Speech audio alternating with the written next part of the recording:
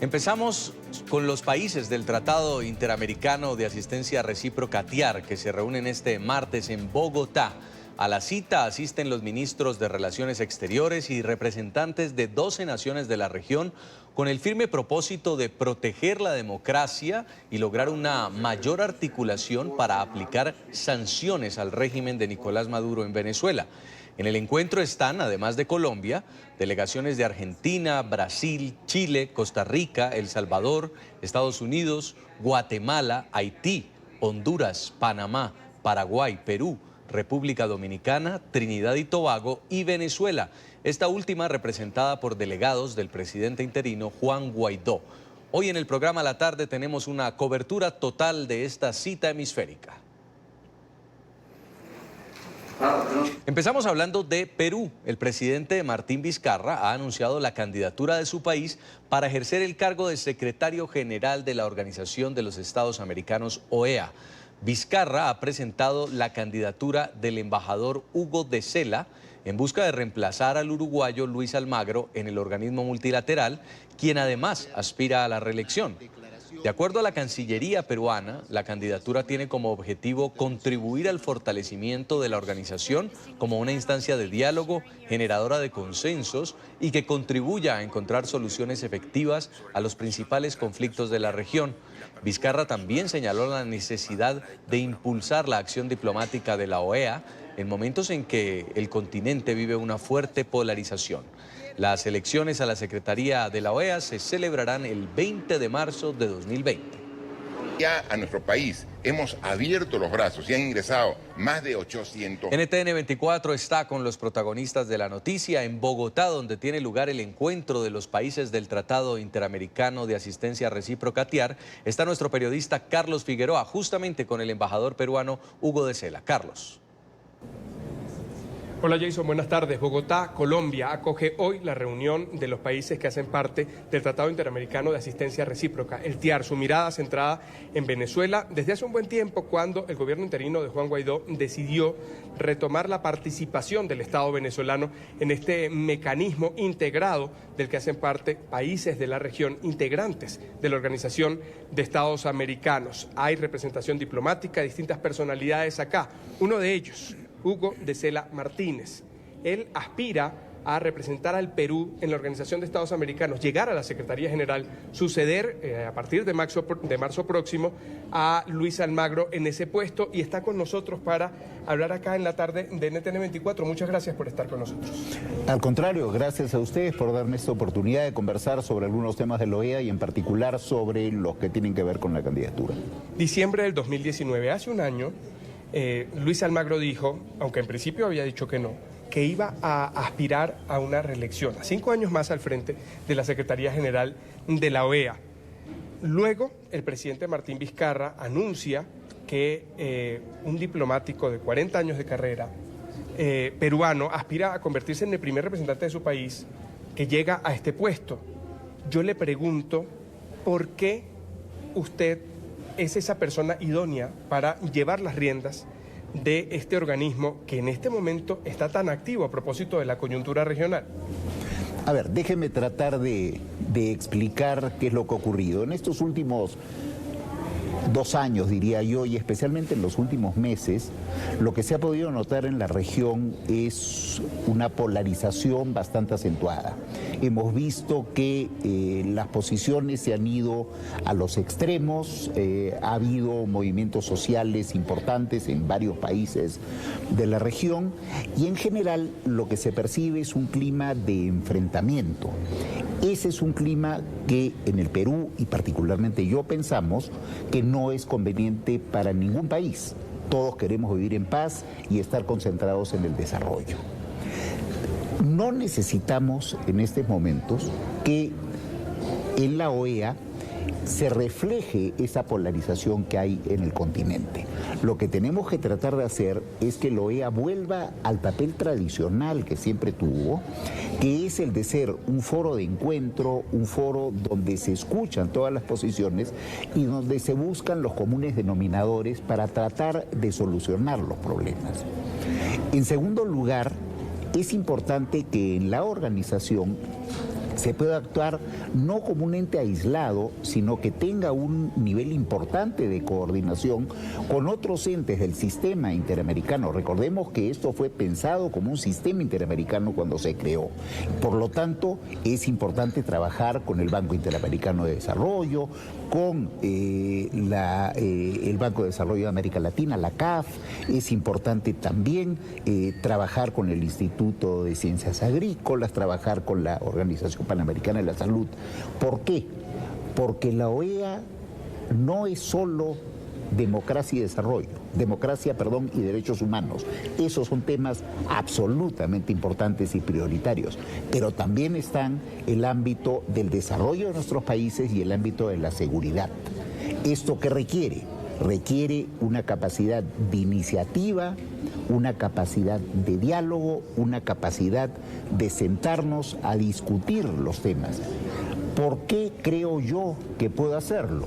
Porque tengo la experiencia, tengo, como usted tuvo la gentileza de mencionar, más de 40 años de carrera, y de esos 40 tengo 15 años de experiencia en la OEA.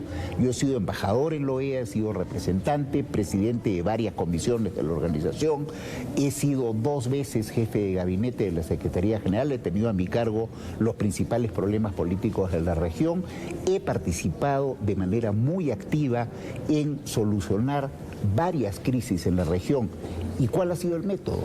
El método ha sido la concertación, el diálogo.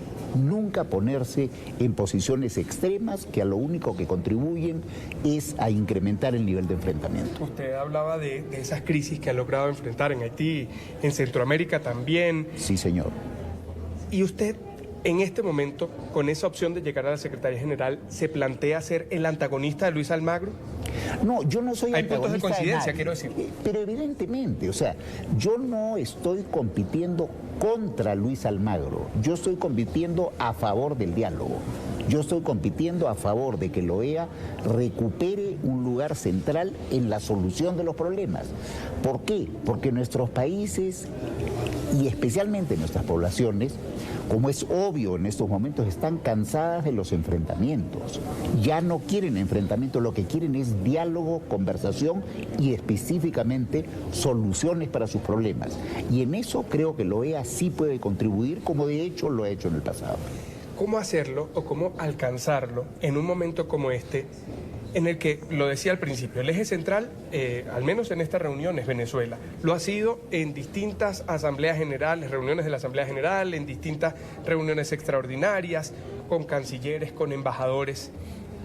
¿Cómo hacer esa integración, tomando en cuenta solo en principio que la representación actual de la OEA está encabezada por Juan Guaidó, por quien fue designado por él, y no hay un representante del régimen de Nicolás Maduro, que en un momento decidió abandonar la OEA, decidió separarse, decidió renunciar al Pacto de San José? Es decir, hay dos bloques en Venezuela, y hay un bloque regional que, por cierto, está cambiando, y vamos a hablar sobre eso más adelante a propósito de las recientes elecciones.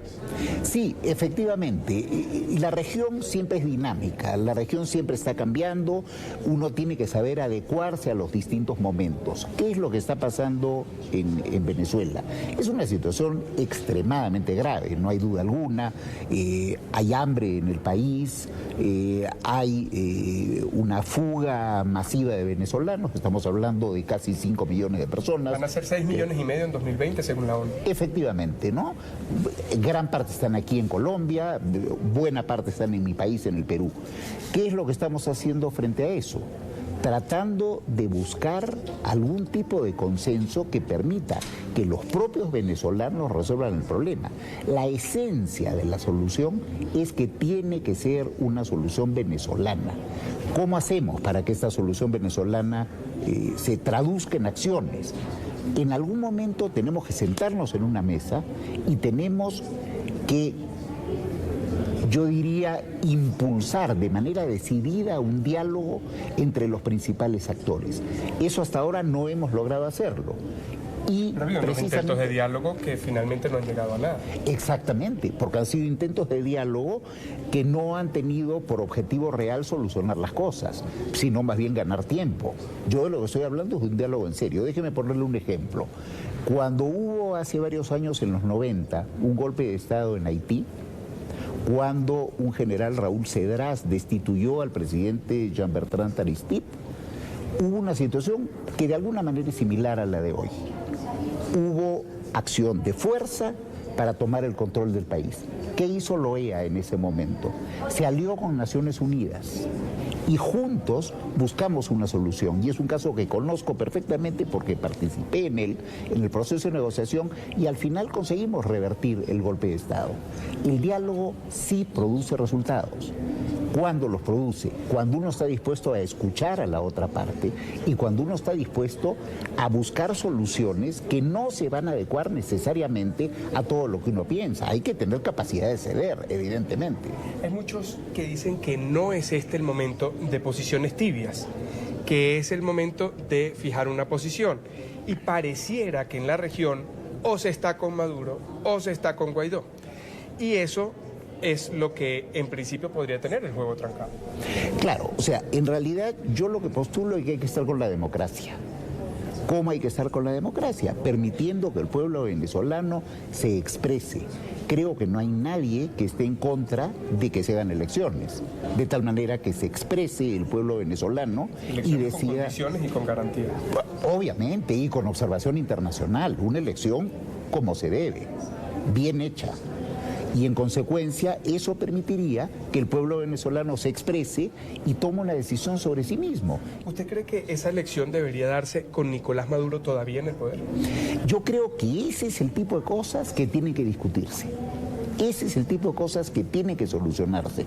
Evidentemente, para que haya garantías, eso quiere decir que nadie tiene que estar a cargo para hacer las cosas como le parecen sin tener un control internacional adecuado y sin tener un control nacional también. Eso tiene que ocurrir. Ahora, ¿usted cree que en Venezuela, a propósito de la gestión de Nicolás Maduro, hay una dictadura? Bueno, yo lo que le puedo decir con toda claridad es que en Venezuela evidentemente no hay una democracia. Entonces, Sí, ¿hay una dictadura? Sí, hay una dictadura, claro que la hay. El enfoque o la llegada, el alcance del régimen de Nicolás Maduro no se queda en Venezuela. Usted lo mencionaba antes, el fenómeno de la migración.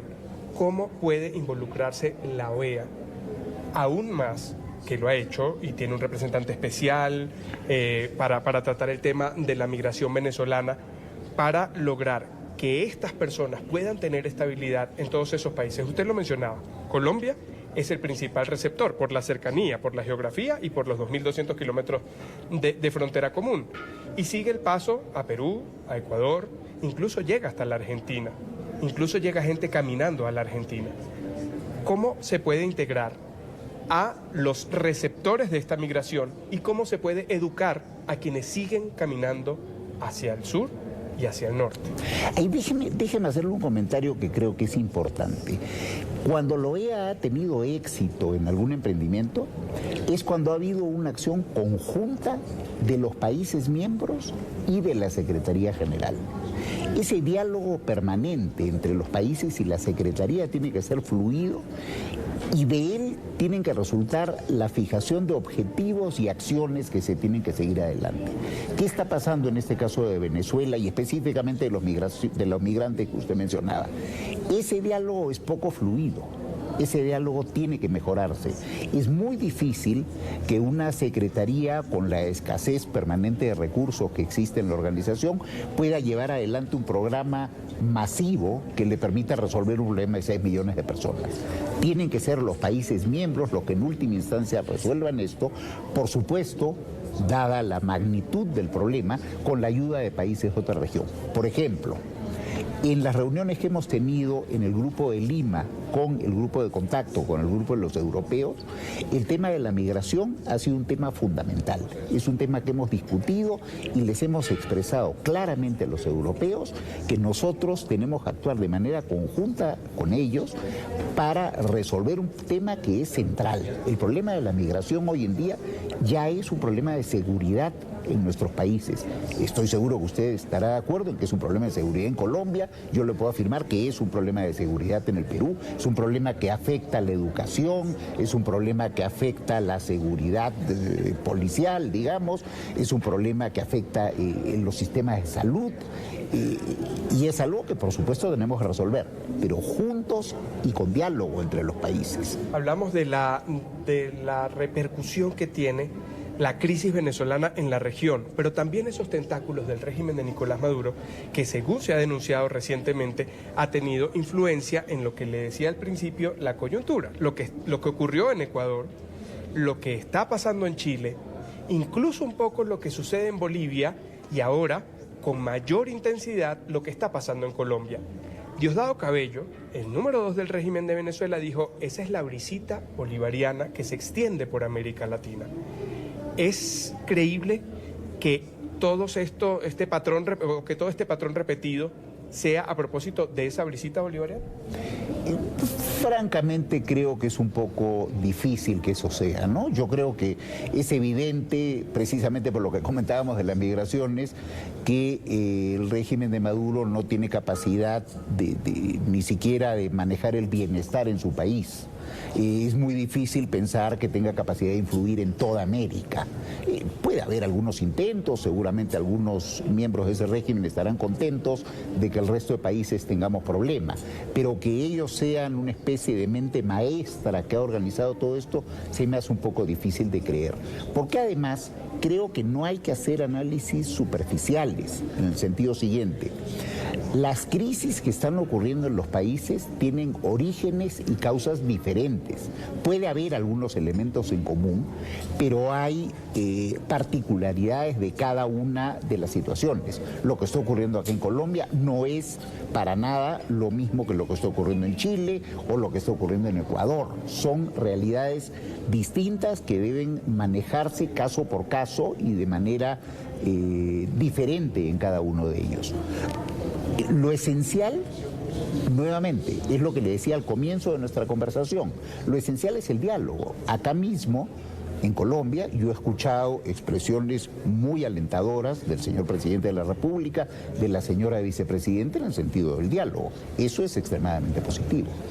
Sin embargo, hay reuniones como esta, a las que muchos le tienen miedo. Hay un temor a propósito de este tratado que, dicho o visto en su principio, podría orientar a una respuesta que tenga su base en los militares, en la fuerza, en el uso de la fuerza. Pero sin embargo, usted habla de que estos esfuerzos van orientados a soluciones pacíficas. ¿Cómo hacer para que no haya ese temor de pensar que activar el TIAR es igual a una intervención militar en Venezuela que pueda poner en riesgo toda la región? Mira, realmente creo que pensar en que la solución para Venezuela es el uso de la fuerza es irreal. Eso no va a solucionar nada. Lo que va a ocurrir si se usa la fuerza es que se engendre más violencia. ¿Usted no cree en eso de que todas las soluciones están sobre la mesa? ¿O todas las opciones para la solución están sobre la mesa? Bueno, pueden ser que estén sobre la mesa, pero yo no veo que en este momento haya voluntad de nadie de usar realmente la fuerza. Puede que se hable del tema, pero una decisión real de usar la fuerza en este momento no la veo en ningún país. Ahora, yo le hablaba también y le dije que quería ir sobre ello en la reorganización de las posiciones en la OEA. Va a tomar posesión en la Argentina Alberto Fernández y Cristina Fernández como vicepresidenta. Ellos van a dirigir la política exterior. Ya no estará Macri. Uruguay también ha cambiado y uno de los puntos, de los fenómenos y quizá hasta la sorpresa es Bolivia. Ahora con un gobierno interino con miras a tener un nuevo presidente y luego de 14 años no se menciona a Evo Morales. Así es. ¿Qué puede aportar o cuánto puede frenar, si es bueno o malo para usted, que haya este cambio de nuevo en la composición. Al principio quizás hace algunos años, hace 20 años cuando se eligió Hugo Chávez, 21, comenzó a girar hacia la izquierda, luego de nuevo a la derecha, ahora hay un escenario variopinto alrededor de la OEA. Claro, mire, el continente es muy rico, el continente tiene todo tipo de regímenes y siempre los ha tenido. En realidad, esta idea de que la organización tiene que estar ideologizada, creo que es una idea equivocada. La organización tiene que tener capacidad de acoger a los 34 países. A los 34 países con el régimen que tengan en ese momento. Y tiene precisamente que ser un foro en el cual de ese encuentro resulten objetivos comunes. Eso es lo que no está ocurriendo ahora y eso es lo que tiene que volver a ocurrir, independientemente de los cambios. Todos los cambios, felizmente, se han dado en democracia y por consiguiente son expresión de la voluntad popular.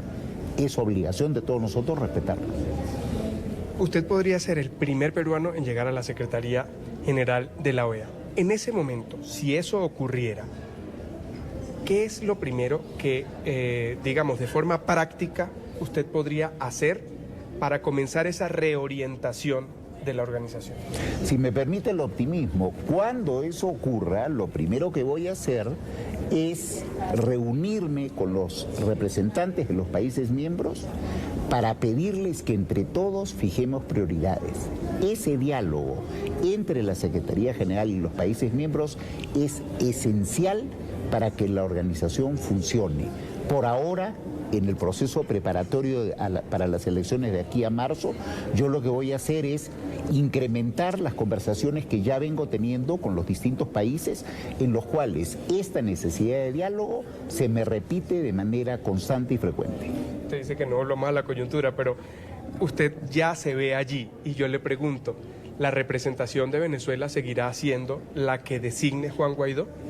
Bueno, la representación de Venezuela será aquella que decidan aceptar todos los países miembros. Los países miembros han aceptado al representante Juan Guaidó y por lo tanto ese es el representante que tenemos en la OEA.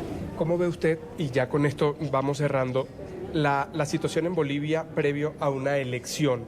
¿Usted cree que luego de la renuncia de Evo Morales, de esta situación tensa que se vivió durante tanto tiempo, luego de ese informe que en tanto motivó a los bolivianos a decir sí hubo un manejo irregular de la elección presidencial, para un nuevo proceso? ¿Está ya madura esa sociedad que apenas acaba de vivir esto para enfrentarse a una nueva elección sin Evo Morales? Bueno, nuevamente, lo que hay que hacer es dejar que el pueblo se exprese. ¿Cómo se expresa el pueblo? Con una elección, como decía usted, con todas las condiciones que tiene que tener una elección democrática, es decir, con participación de todos, con un sistema electoral independiente, con observación internacional. Yo creo que en Bolivia sí se están dando las condiciones para ello y es por eso que ya estamos en el proceso de convocar elecciones y allí será presidente quienes decidan los bolivianos. Le quiero agradecer por estos minutos para la tarde de NTN24, por esta conversación y por estos apuntes que hace para la democracia en el país. Dice, es una candidatura para la democracia, que no sea servil a quienes ostenten el poder coyunturalmente, actualmente quienes estén ejerciendo la presidencia, quienes guíen la política exterior en cada uno de los países. Nosotros vamos a seguir acá en Bogotá, en Colombia, a propósito de esta convocatoria de los cancilleres, los representantes de los países miembros del Tratado Interamericano de Asistencia Recíproca, que se reúne acá. Vamos a tener más voces, más personajes aquí en el programa La Tarde. Volvemos más adelante. Así es, gracias Carlos por esa cobertura total desde el TIAR, cuando son las 4:26 de la tarde en Bogotá.